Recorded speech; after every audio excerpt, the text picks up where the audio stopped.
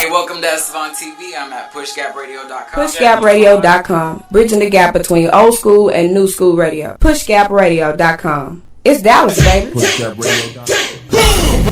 What's poppin', kinfolk? This is Shaka Ford One, host of the Shaka Ford One in the Main Event Show on pushgapradio.com. First, thank you for logging on and checking out our Ghetto Prophet series. We hope that you find it just as informative and entertaining as we do.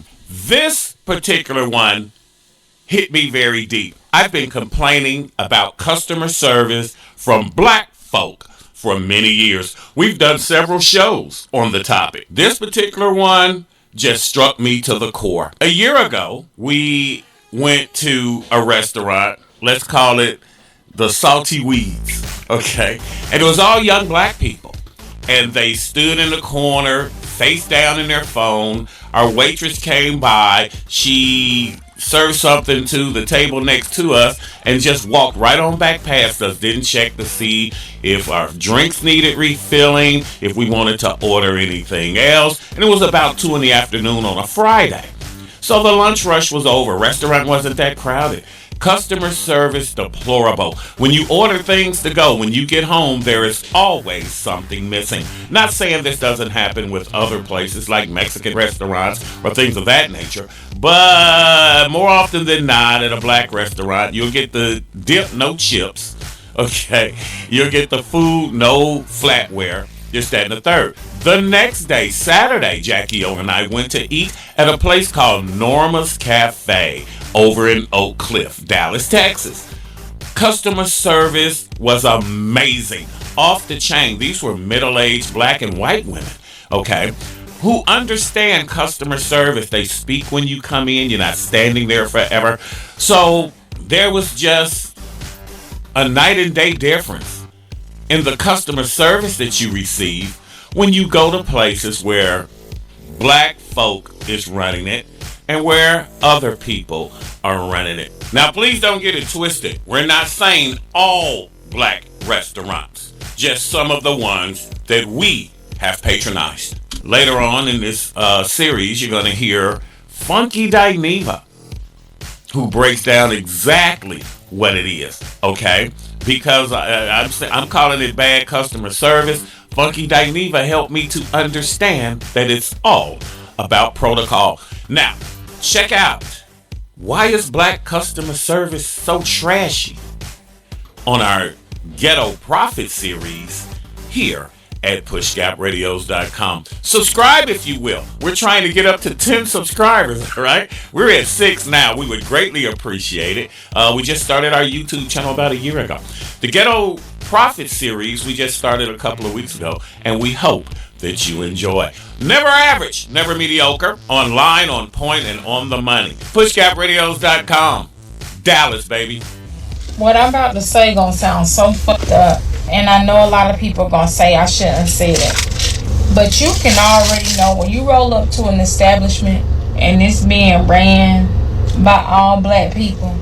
You can already know, especially when it ain't a private owned establishment. Sometimes even when it's a private owned establishment, you can already know that shit ain't gonna be right. The service gonna be trash. They gonna have an attitude.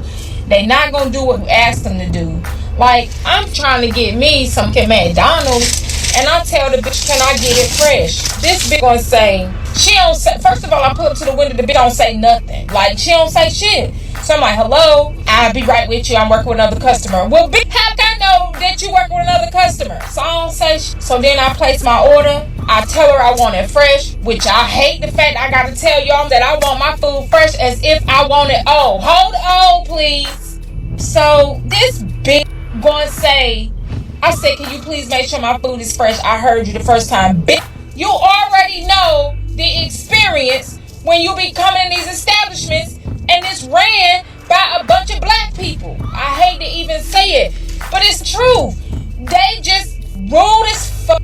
And I ain't saying that other races don't be that way, because they do.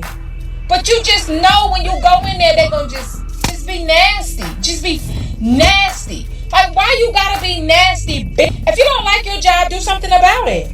Quit. Find something else to do. But don't be here and be a rude ass bitch because you don't want to deal with the public. And it be always the ugly bitch. Like, or the ugly people. Like, why you gotta act like that? The fuck? I was sitting in the car talking to one of my homeboys who happens to work in marketing and hospitality.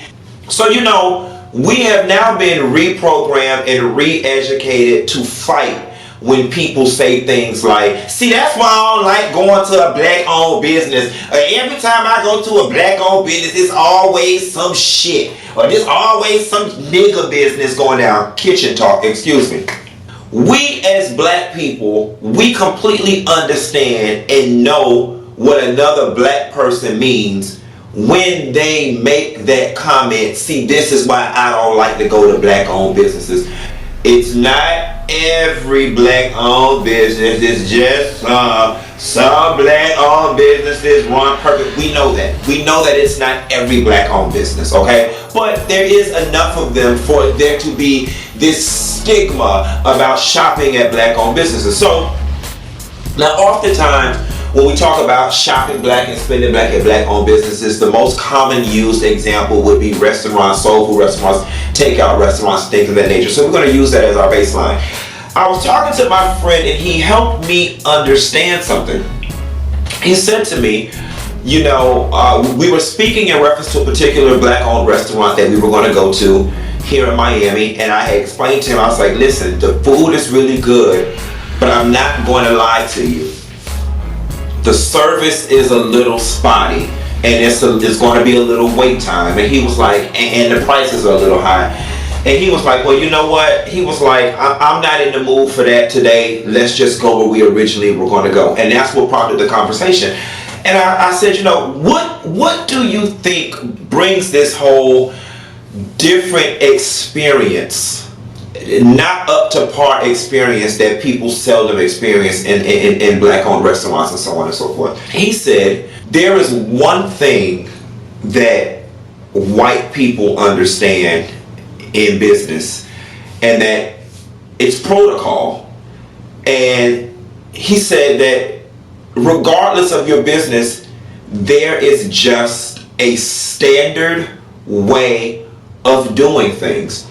And he said, oftentimes, black people get in business and they come with this is my shit, ain't nobody gonna tell me how to do it, I'm gonna do it the way I want to do it.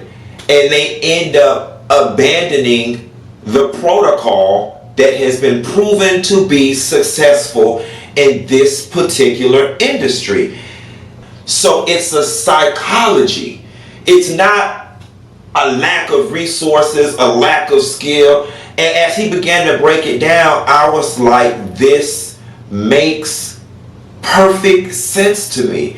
Yes, it is yours. And yes, you can do whatever you want to do, including running the shit into the ground. But there is a standard framework across every industry as to how things should flow and things should work. And that is why there seems to be uniformity across all of the big brand chains and all of the white-owned businesses, but the one person who abandons the protocol because they want to do what they want to do. So the message in all of this is this.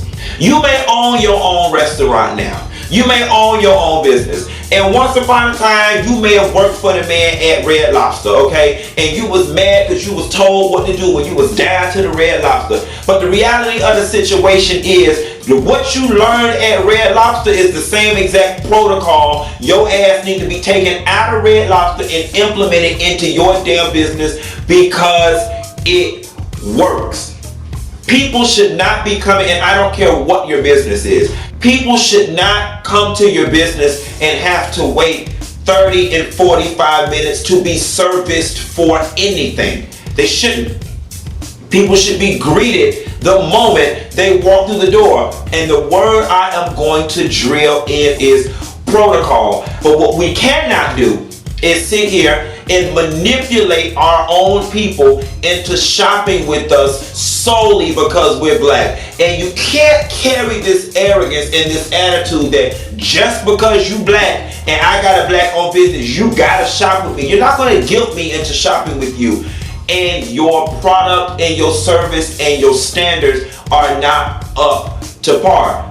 The second thing that I've learned, stop hiring family and friends to work your business. Stop putting your niece Kiki at the front just because she had 3 kids and her man don't quit her and she need a job and Kiki not qualified to do what it is. Stop putting miserable people at the front of your business, all right? Because they are the first line of defense and they are the first person that we see when we walk through the door. And I'm sorry, you asking me for my money.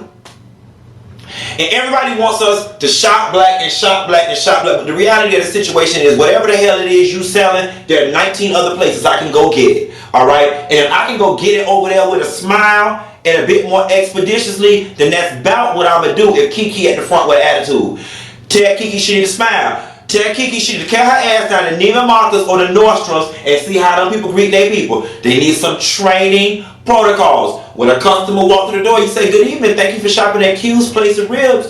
I'll be with you in 1 second." Nobody should have to be standing in line waiting 10 and 15 minutes before somebody greet them. I was at a rib shack. I walked in, me and my homegirl Cindy, and we literally had to stand in the lobby 12 minutes before the lady even greeted us. She was ringing up other people, calling out the numbers. We literally felt invisible. I'm like, all she had to say is, "I'm finna run to the bike and get a bag of ice. I'll be right with you. Just give me a second.